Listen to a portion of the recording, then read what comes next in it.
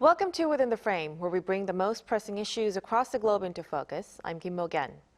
As the APEC Leaders Meeting in Gyeongju kicks off soon in South Korea, diplomatic activity is accelerating on all fronts. U.S. President Donald Trump is turning up the heat on Beijing with a new rare earth deal with Australia, signaling sharper pressure ahead of possible talks with President Xi Jinping. There's even speculation about a surprise meeting with North Korean leader Kim Jong-un at Panmunjeom. Meanwhile, Seoul prepares for back-to-back summits with both Washington and Beijing, all as Japan enters a new political chapter with hardline conservative Sanae Takaichi now in office. With overlapping flashpoints and fast-moving shifts, the Lee administration's practical diplomacy is about to face one of its toughest tests yet. For more on this, we connect to Andrew Millard, Assistant Professor of International Relations at Changwon National University. Big welcome. Good evening. How are you? Thank you for joining us. And also joining us is Hannah Kim, Associate Professor at Seoul University's GSIS. Good to see you, Professor. Thanks for having me again. So let's start a discussion with Professor Millard. So like I said, President Trump has decided to strengthen cooperation with Australia on rare earths and critical minerals in response to China's tighter export controls. Some people view this as a strategic move to raise pressure ahead of the possible U.S. China talks at the APEC. How do you read into this? So I think definitely if we look at the timing, just right before APEC, we could say this is quite strategic.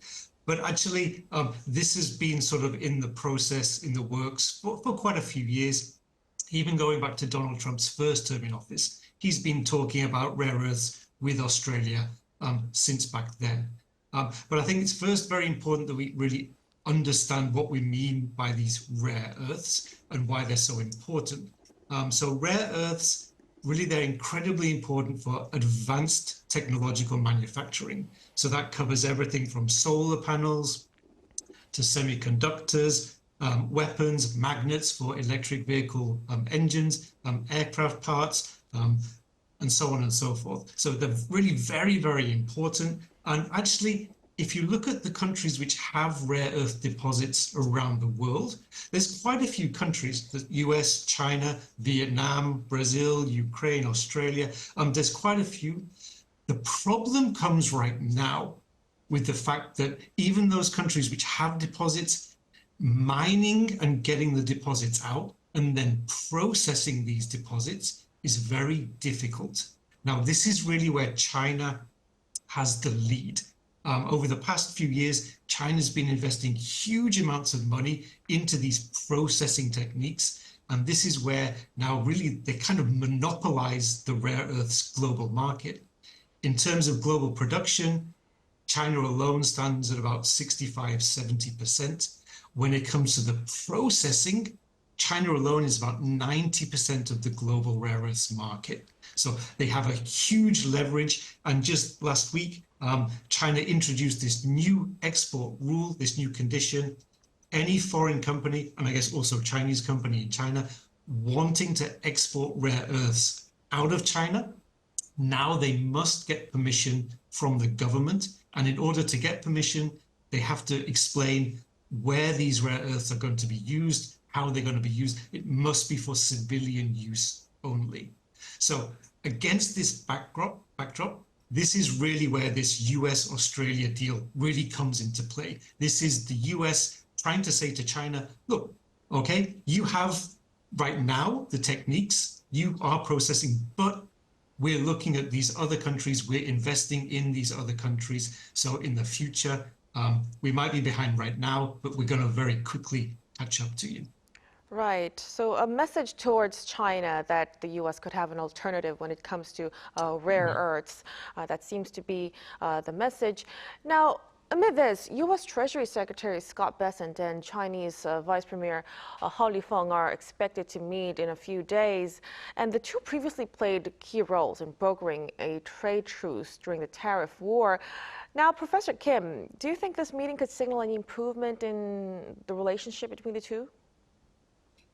I think it's possible that this meeting could bring a temporary easing of tensions. This meeting is taking place at a time when trade tensions have again spiked. As Professor Millard mentioned, there have been issues related to rare earth and rare earth export controls, but there have also been issues related to renewed tariff threats. So the fact that both sides may potentially be engaging indicates a willingness to keep channels open. In addition to that, with global supply chains under strain and both economies facing external pressure, and there is a strong incentive for both sides to avoid escalation. But at the same time, we should not expect a fundamental breakthrough. I think it will be temporary, if anything. There are still many structural and strategic issues that remain unresolved.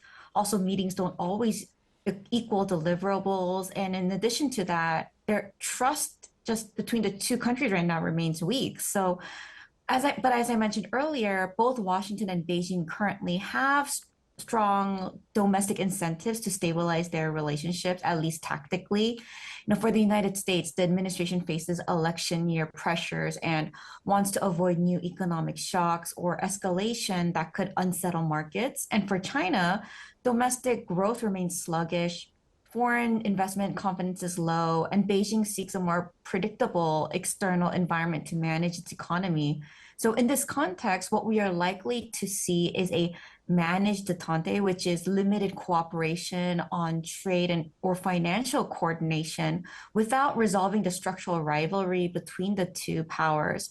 And the underlying strategic competition, which is rooted in technology, security, and ideology, will remain intact. So the meeting may produce symbolic gestures of goodwill, but the fundamental dynamics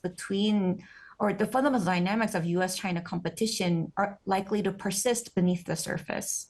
Right, definitely. It's a very complex issue indeed. Now, what's also caught attention is President Trump reconfirming his plans to meet with President Xi in South Korea. And he said, quote, fantastic deal could be reached between the two. If the U.S. China summit takes place, then what kind of variables could shape its outcome, Professor Millard?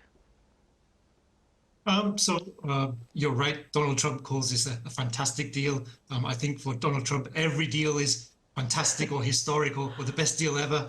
I'm not sure we should read too much into that wording. But definitely, I do agree if there is some sort of deal between the US and China, this can only be win-win for everybody, just because there is a lot of global uncertainty right now. And as these two superpowers, if they're sort of trading off with each other, then it affects everybody. As Professor Kim mentioned just before, for some of the variables, I think domestic variables with both China and the US will play quite a big role in this. So for the United States, Donald Trump really right now, his domestic ratings, they're starting to drop down. There's lots of protests against him. Farmers are protesting against him. So he really needs to have some sort of a positive deal that affects Americans. So he's coming off a high with the peace deal in Gaza, but that doesn't affect Americans directly. So if he can have some sort of positive tariff deal with China that lowers food prices, lowers prices in America, I think that'll be a big boost for him. And also for China, right now the economy is not doing that well. So I think any sort of deal where Xi Jinping can again sort of re-energize the Chinese market, open the Chinese market and sort of maintain that resilience could be very good. But there's lots of variables. So in terms of the economic concessions, how far are the US and China willing to go? Are they both going to come in and play hardball, or do they really want some sort of deal? So that's really yet to be seen. But like I said, really for the US, agriculture could be quite a big part of this. Really, it's a very bad sector at the moment. Security issues. So if there's some sort of incident in Asia, this could put a spanner in the works, as we say. So just today, we've seen North Korea for the first time in months testing ballistic missiles. How will this change things? But staying with North Korea, I think this is where maybe China could play a role. So we know that Donald Trump covets these sort of peace deals, and he does want to have a meeting with Kim Jong-un, but I think he will need Chinese support to make this happen. So this is maybe where I think we could see some sort of negotiations take place. Room for negotiations, since it's all intertwined, of course. Now, since Professor Miller spoke about North Korea, there is actually growing speculation that President Trump could meet leader Kim Jong-un at the possibly Panmunjeom during the APEC season. Professor Kim, how realistic do you think is a revival of U.S. North Korea talks? And yeah, what's your speculation?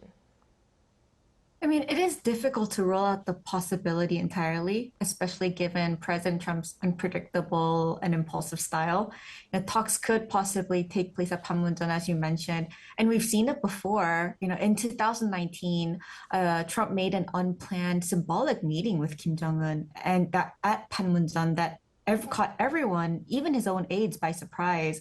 And even recently, Trump has repeatedly expressed his willingness to meet Kim again, supposedly without any preconditions. And in addition to that, Pyongyang has also acknowledged that Kim and Trump have a good personal rapport. So that being said, the prospects for a real revival of U.S. North Korea talks remains uncertain. North Korea continues to insist that any dialogue must exclude denuclearization as a precondition, while the United States cannot easily accept that without facing domestic political backlash. And in addition to this, even from a practical standpoint, Trump is only going to be here for approximately 2 days, which is a very short period of time. And there seems to be much more of a focus on the meeting with Xi Jinping at APEC more than anything else. So, while a photo opportunity or a symbolic exchange at Panmunjeom during the APEC cannot be ruled out, a substantive breakthrough is highly unlikely.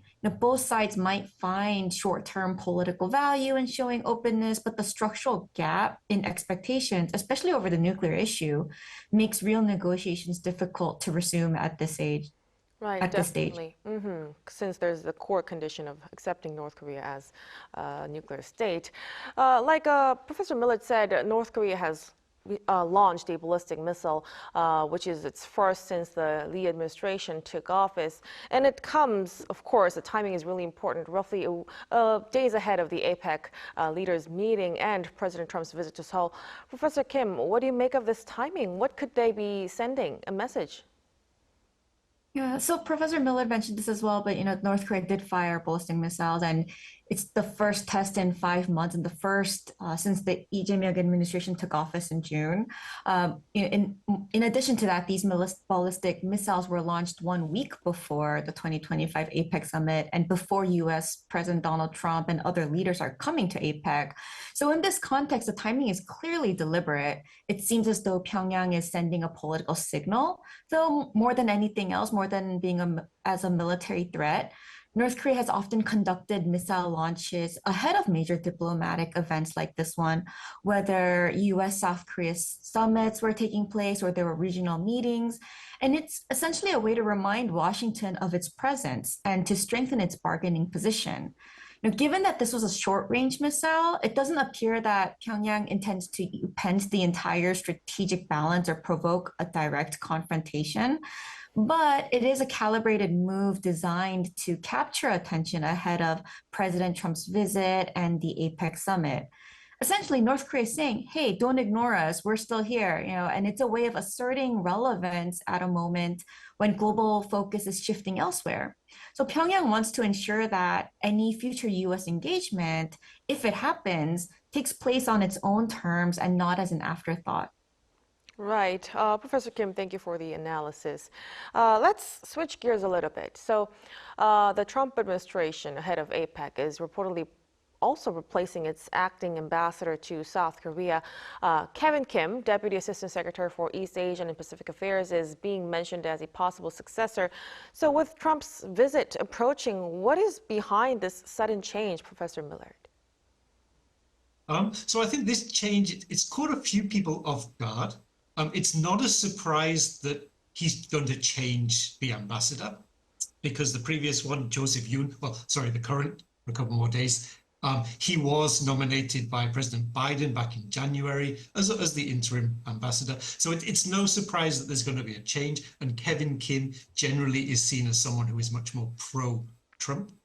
So that's not surprising. But again, the timing is a little bit surprising. I mean, what we can say is that Kevin Kim, he's generally considered sort of an expert in Korea. He's of Korean descent. He was involved in the summits back in Singapore, in Hanoi, and also the meeting between Kim and Trump back in Panmunjeom. So he does have a lot of experience in Korea, and he's sort of one of those guys who's generally going to push for having some sort of U.S. North Korea negotiation. So it definitely looks like this is the direction that America is going to push it. Donald Trump does really want to have some sort of meeting with Kim Jong-un. Whether that's at APEC or not, we don't know. But definitely this new appointment does really enforce that idea of stronger relations in the future. Right. And amid this, there's also talks about a possible, of course, a U.S. South Korea-U.S. agenda, the bilateral summit between the two. And there's been word of real progress in tariff negotiations, which had previously stalled. Professor Kim, do you think a deal could be finalized during the APEC, and what do you think we should be watching for? It's certainly possible that a tariff deal could be announced, but I wouldn't call it final. With President Trump, no agreement is ever truly settled until he personally reaffirms it. And sometimes even after that, it can change. So, it's hard to say at the moment, but this pattern is not unique to Korea. We've seen it similar reversals with U.S. trade partners like Canada, Japan, and the European Union. So for Seoul, this makes negotiations extremely challenging. At the same time, this is also an opportunity for Seoul. In the past, U.S. negotiating teams reached preliminary understandings with foreign counterparts, only to have Trump demand tougher terms afterwards. So as a result, many negotiators learned to aim higher to craft deals that could secure Trump's explicit approval. On balance, a direct meeting with Trump himself during APEC offers both risk and opportunity. It's risky because commitments can shift overnight. But it's also an opportunity for Korea to make its case directly and possibly finalize key issues that lower level channels have struggled to close. So yes, a deal may be announced, but until Trump signs off in his own way, it's wise to treat it as a provisional agreement and not the end of the story. Right, a very important point to note. So a deal that couldn't be really a final deal. We'll have to keep close attention to what the changes and the details would be. We'll have to do that. But let's also turn to Japan, Professor Kim. So yesterday, Sanae Takaichi was elected as Japan's new prime minister, and she's widely known as a staunch conservative. How do you think her leadership could impact Seoul-Tokyo relations and also the trilateral cooperation with Washington? Yes, as you mentioned, her election is very historic. She's Japan's first female prime minister, but her leadership also introduces new uncertainties. Now, at least for now, both leaders appear to be signaling goodwill. Prime Minister Takaichi has responded to concerns about worsening relations by emphasizing her fondness for Korean culture. I think this was mentioned earlier. She says she enjoys Korean food and cosmetics, and by noting the growing importance of Korea-Japan relations, she continues to try to emphasize this. President Xi Jinping also wrote on social media in both Korean and Japanese that he looks forward to constructive dialogue with her at the upcoming APEC summit. And working level talks for a potential bilateral meeting are reportedly already underway, though we're not sure at the moment. But beneath this friendly start also lies a degree of risk.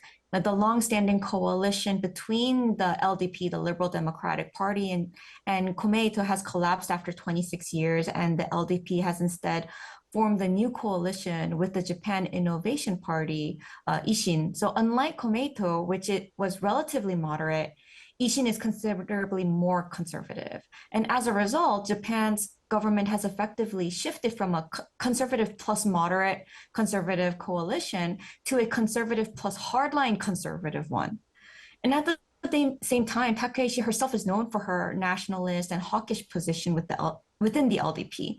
And under her leadership, Japan may see stronger rightward tendencies, possibly including moves towards the formal militarization of the self-defense forces or renewed visits to the Yasukuni Shrine, which are always controversial in Korea especially. So either of these would likely strain bilateral relations with Seoul and could also complicate the broader framework of the U.S.-Japan-Korea security cooperation as well.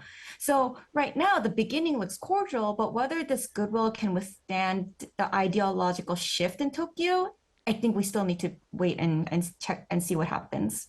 Right, so her stance will definitely bring some new dynamics into the equation. Now, before we conclude, so the Korean and Japanese leaders are expected to meet for the first time in Gyeongju at the APEC. So in line with Seoul's pragmatic approach, what kind of diplomatic tone and strategy should the Lee government take with Japan's new leadership, Professor Millard? So I think Professor Kim kind of just got it right there. So right now, everyone's saying all these nice things. Takaichi, she's coming to say, oh, she loves Korean food, she uses the cosmetics and so on. In the short term, I definitely agree with Professor Kim. Everything looks rosy.